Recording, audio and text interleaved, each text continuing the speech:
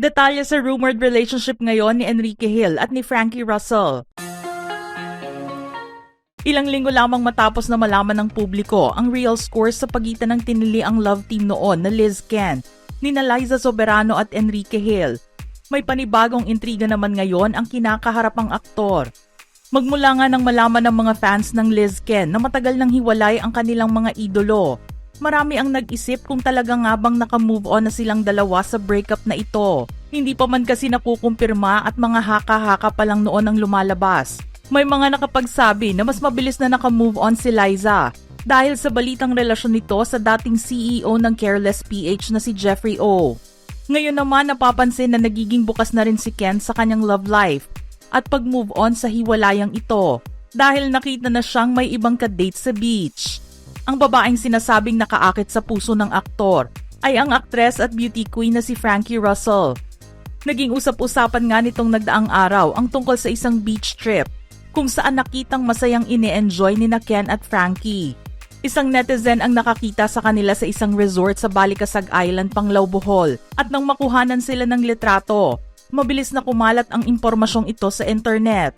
Nakita sila na nag-post ng litrato habang naglalakad sa may tabing dagat at hindi na rin nahiya na magpakuha ng litrato sa kanilang dalawa. Pinaunlakan naman siya ni na Ken at Frankie na hindi naman nahiyang makita silang magkasama ng maraming tao.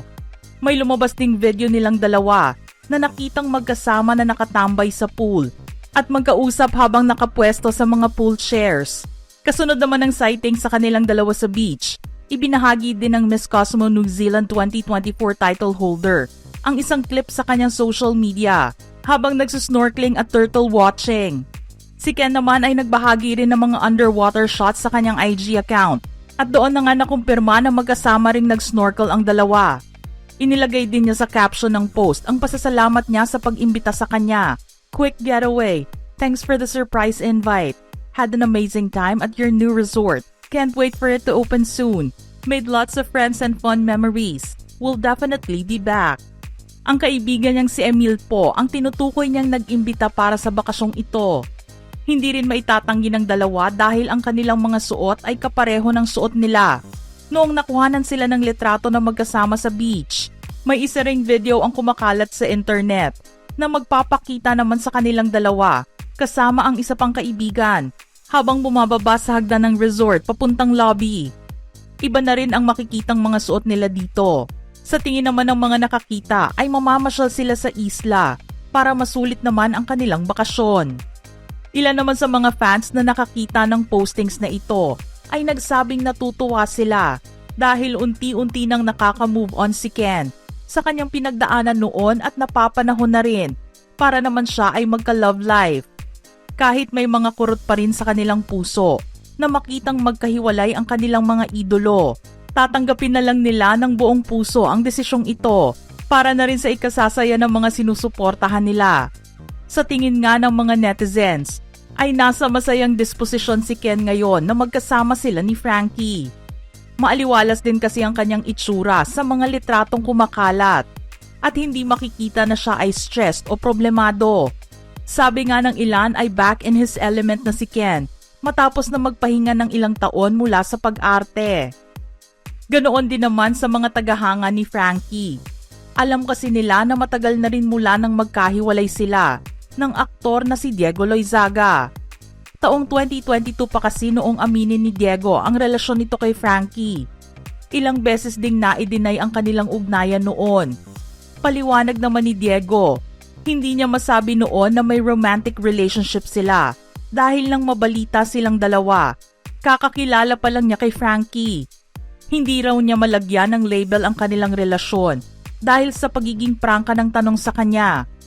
Nagulat din siya sa kanyang narinig, kaya raw niya ito dininay. Dating pa lang sila noon pero nang maging official na ang kanilang sitwasyon, masaya na niyang inamin sa publiko ang pagkakaroon nila ng magandang koneksyon. Pero makalipas lang ng ilang linggo, napansin naman na naka-unfollow na sila sa social media ng isa't isa. Mabilis na ipinagpalagay na nagkahiwalay na ang dalawa. Ngunit nilinaw ni Diego na method acting lang ang kanilang ginawa para mabigyan ng hustisya ang mga karakter nila sa pinagsamahang pelikula na Pabuya. Mas mabilis daw kasi kung tototohanin nila ang pagsasabuhay ng mga ginagampanan nilang karakter, kaya nagdesisyon si Diego na hindi muna kausapin si Frankie.